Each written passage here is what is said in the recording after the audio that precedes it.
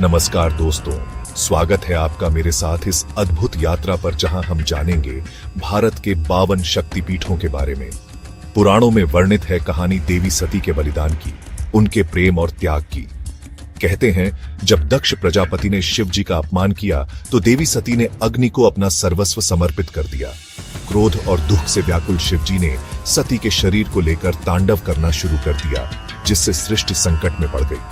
तब भगवान विष्णु ने अपने सुदर्शन चक्र से देवी सती के शरीर को 52 भागों में विभाजित कर दिया। ये अंग जहां जहां गिरे वहां वहां शक्तिपीठों की स्थापना हुई। हर शक्तिपीठ में देवी की शक्ति का, उनके प्रेम का और उनके बलिदान का वास है। तो आइए शुरू करते हैं इन दिव्य शक्तिपीठों की यात्रा।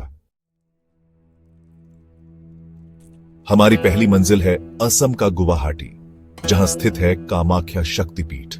कहा जाता है कि यहां देवी सती की योनि गिरी थी। यह स्थान तांत्रिक साधना का प्रमुख केंद्र माना जाता है और यहां उन्मत्त भैरव की पूजा होती है। मां कामाख्या के दर्शन मात्र से ही भक्तों के सारे पाप धुल जाते हैं और उन्हें जीवन में नई शक्ति की प्राप्ति होती है। यहां हर साल अंबुबाची मेला लगता है, जो लाखों श्रद्धालुओं को अपनी ओर खींचता है। मां भगवती की कृपा से यह स्थान शक्ति और भक्ति का अद्भुत संगम है। अब हम चलते हैं त्रिपुरा के उदयपुर में स्थित त्रिपुर सुंदरी शक्तिपीठ। यहां मां सती का दायां पैर गिरा था। इस मंदिर की विशेषता यह है कि यहां मां त्रिपुरा सुंदरी को बाल रूप में पूजा जाता है। त्रिपुर सुंदरी को षोडशी के नाम से भी जाना जाता है और उनकी खूबसूरती और शक्ति अद्वितीय मानी जाती है। यह शक्तिपीठ तांत्रिक साधना के लिए भी प्रसिद्ध है। हमारी अगली मंजिल है मेघालय में स्थित जयंतिका शक्तिपीठ। यहां देवी सती की बाईं जांघ गिरी थी। यह स्थान अपनी शांति और पवित्रता के लिए जाना जाता है। कहा जाता है कि यहां साधना करने से साधक को शीघ्र ही सिद्धि की प्राप्ति होती है।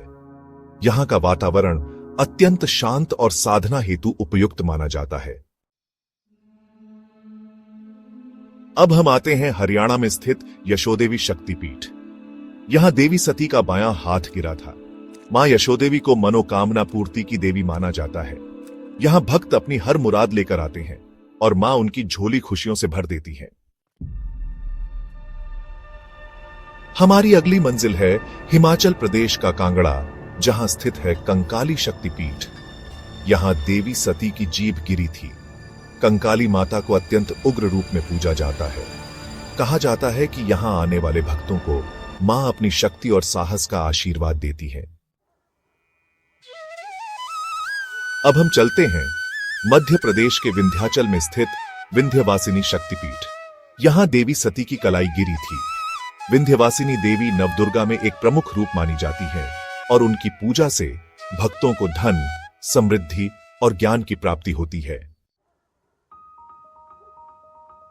हमारी अगली मंजिल है आंध्र प्रदेश के कर्नूल जिले में स्थित श्री शैलम शक्तिपीठ।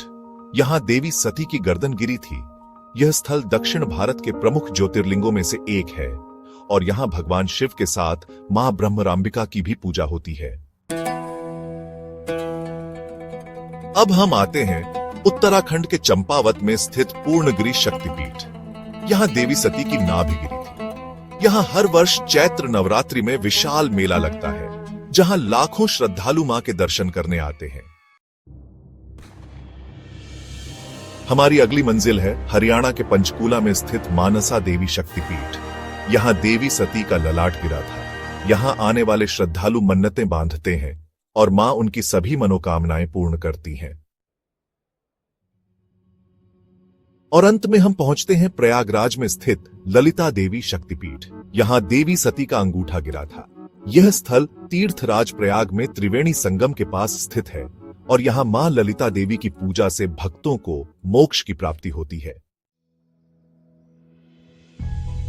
तो दोस्तों, ये था हमारी भारत के 52 शक्तिपीठों की यात्रा का पहला एपिसोड।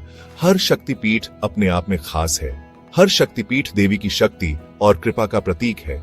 मैं आशा करता हूं कि आपको यह यात्रा पसंद आई होगी और अगर आप भी इन पवित्र स्थानों के बारे में और जानना चाहते हैं तो हमारे चैनल को जरूर सब्सक्राइब करें।